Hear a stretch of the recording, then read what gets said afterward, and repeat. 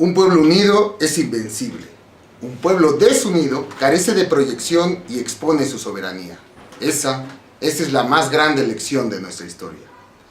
Estas hermosas palabras que defienden con tanto énfasis la soberanía de nuestro país, estas palabras que se refieren a México como un país poderoso solo en su unidad, fueron emitidas nada más y nada menos que por Carlos Salinas de Gortari en un discurso titulado Gobernaré para Todos en 1988.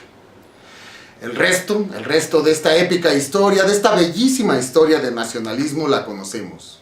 Bajo el amparo de esa unidad nacional se desplegó una administración que saqueó y destruyó como pocas veces a este país. Así es, por desgracia, el nacionalismo es uno de esos conceptos que se pueden usar con gran efectividad para justificar las mayores fechorías. Nacionalistas eran los nazis en su intento por conquistar el mundo. Nacionalista era el dictador argentino Leopoldo Galtieri, cuando mandó a centenas de jóvenes argentinos a morir masacrados en la Guerra de las Malvinas contra Inglaterra.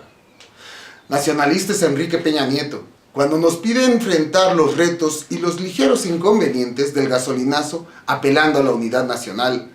Nacionalista es Carlos Slim, cuando apoya a Peña Nieto y aboga por promover las inversiones y el capitalismo interno, cuyos bienes en gran medida y de pura casualidad le pertenecen.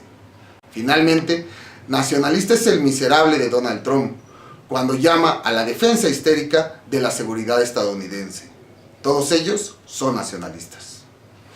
Al analizar el nacionalismo francés en 2015, el filósofo Alain Badiou dice que la realidad mundial está marcada por la asociación de un capitalismo depredador que reconoce al dinero como único valor universal y una contraparte política gangsteril y asesina.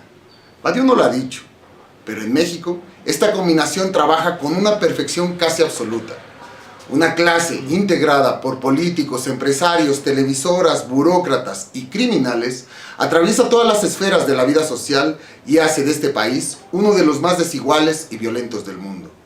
Que personajes de ese sector que domina y participa de esa explotación de las mayorías ahora vengan a apelar a la unidad de los mexicanos en contra del gobierno de Donald Trump no es más que una muestra de su cinismo y su falta de escrúpulos.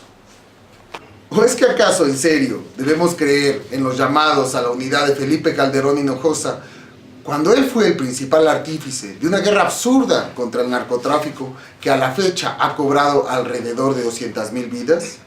¿Debemos atender a los llamados a la unidad de un Vicente Fox que administró el país con una mezcla extraña de vanidad, corrupción familiar y franca estupidez?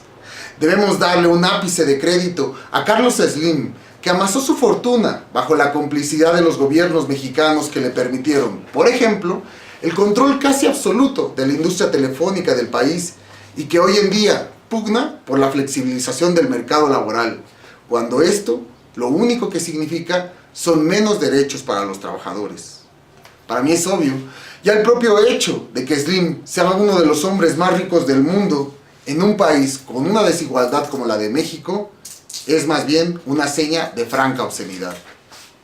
No nos equivoquemos.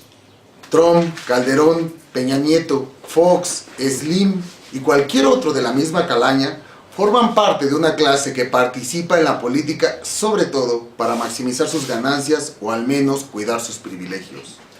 Con ninguno de ellos el pueblo de México puede cimentar unión alguna. Eso es lo que debemos entender todos, incluyendo, por ejemplo, Andrés Manuel López Obrador, antes de llamar a cerrar filas para apoyar al presidente o antes de asociarse con Esteban Moctezuma Barragán, exsecretario de Gobernación en la administración de Ernesto Zedillo, o con el millonario Alfonso Romo, otrora promotor de la candidatura de Vicente Fox. Es decir, rechacemos a Trump, pero no nos dejemos engañar por el melodrama de la unidad nacional. Esa telenovela mala en contra del muro de Trump que ahora promueven muchos de la clase que se ha enriquecido con la exacción y la humillación de las mayorías.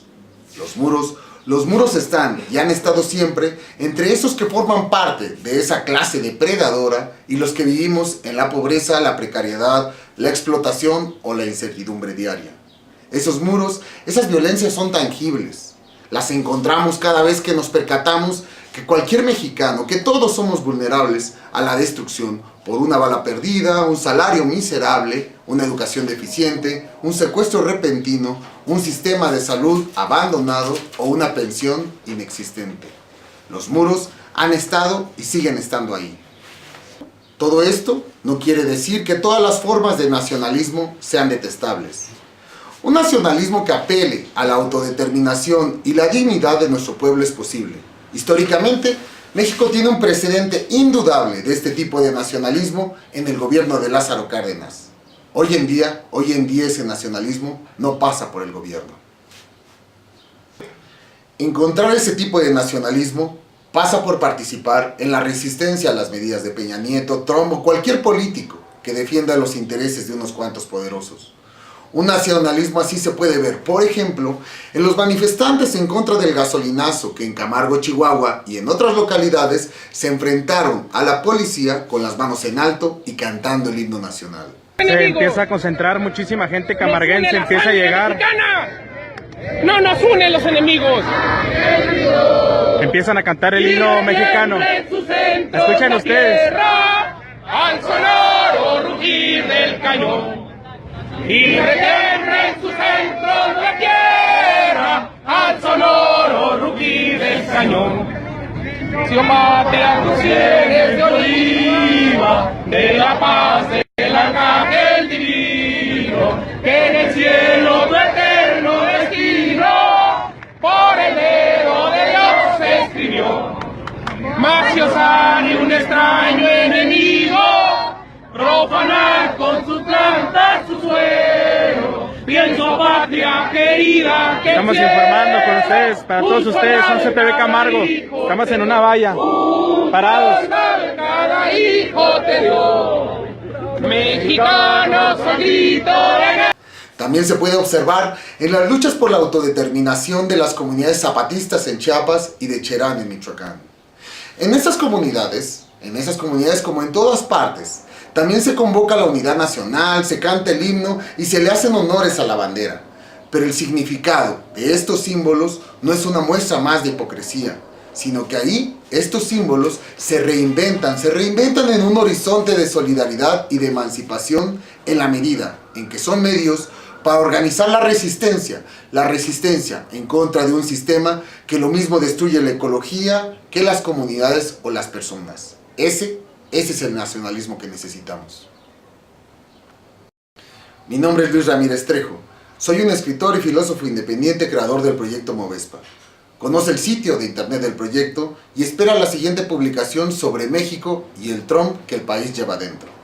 El proyecto Movespa rechaza activamente el financiamiento en forma de pagos por publicidad, donaciones o subvenciones por parte del Estado o empresas privadas. Este rechazo incluye a YouTube, a Google, AdSense o cualquier empresa de publicidad en Internet. Movespa funciona exclusivamente por la suscripción de sus colaboradores. Conoce nuestro sitio, hay suscripciones desde 15 pesos mensuales. Suscríbete y haz posible este proyecto.